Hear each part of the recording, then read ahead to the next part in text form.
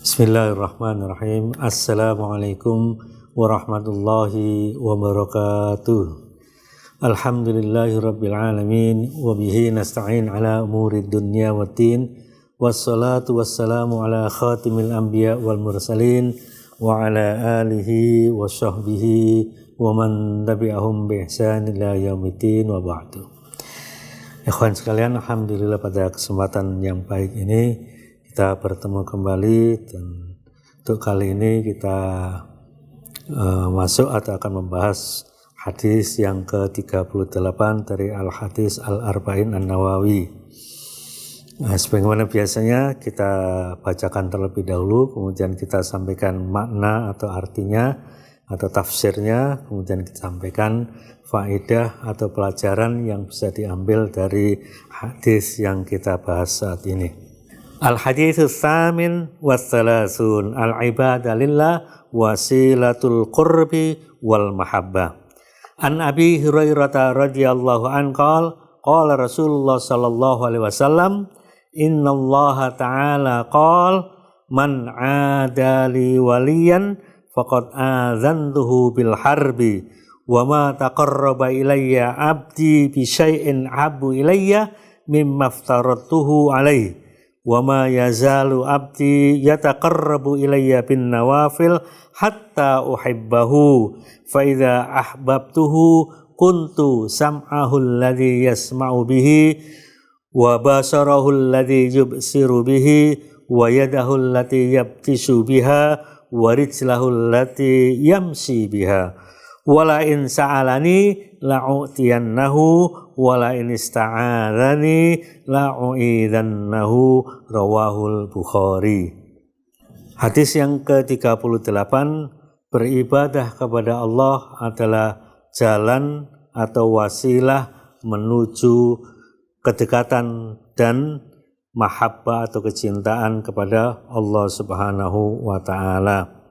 Dari Abu Hurairah radhiyallahu an, dia berkata, Rasulullah sallallahu alaihi wasallam bersabda, sesungguhnya Allah Subhanahu wa taala berfirman, barang siapa yang memusuhi waliku, maka aku izinkan dia untuk diperangi. Dan tidaklah hambaku mendekatkan diri kepadaku dengan suatu amalan lebih aku sukai daripada jika ia mengerjakan amal yang kuwajibkan kepadanya.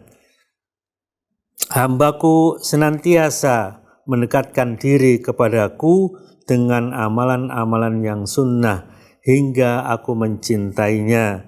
Dan jika aku telah mencintainya, aku menjadi pendengarannya yang dia mendengar dengannya, menjadi penglihatannya yang dia melihat dengannya, menjadi tangannya yang dia pukul dengannya, dan menjadi kakinya yang dia berjalan dengannya.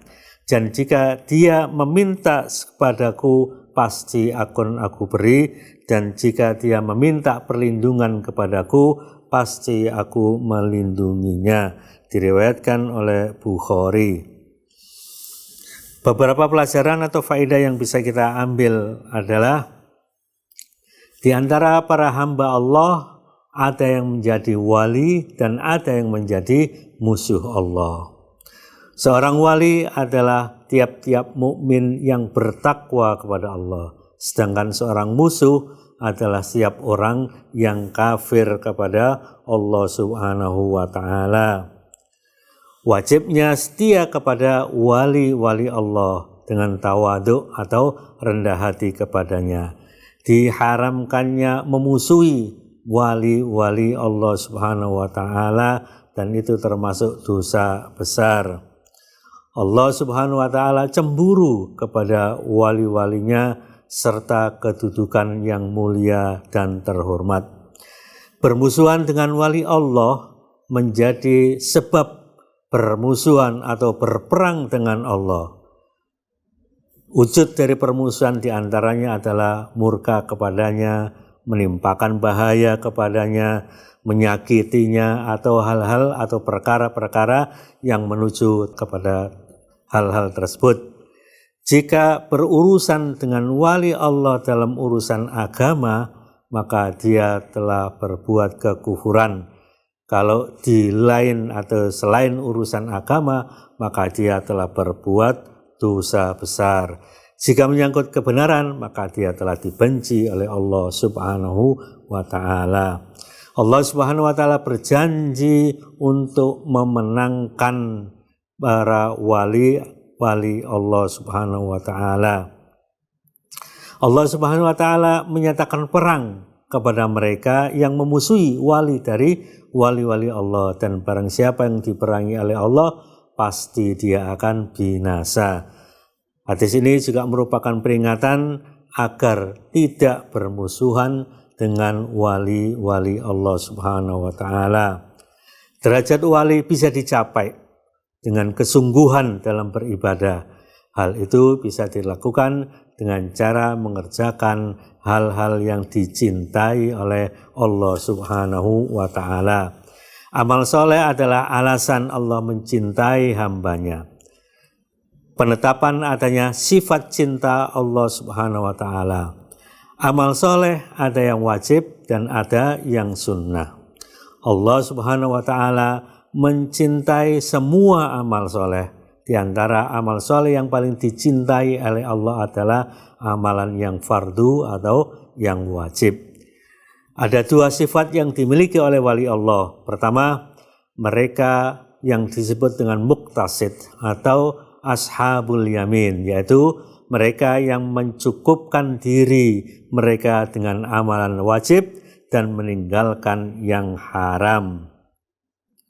Yang kedua adalah mereka yang mendekatkan diri kepada Allah dengan amalan-amalan sunnah selain yang wajib atau tambahan dari yang wajib. Dan mereka adalah orang-orang yang disebut sebagai orang yang bersegera menuju kebaikan. Memperbanyak amalan sunnah dan mendawamkannya atau istiqomah di atasnya mendatangkan kecintaan Allah Subhanahu wa Ta'ala. Hadis ini juga memerintahkan untuk memperbanyak amalan-amalan sunnah atau nawafil. Seorang hamba pasti butuh kepada Allah, butuh kepada anugerahnya meskipun mereka sudah di posisi sebagai wali.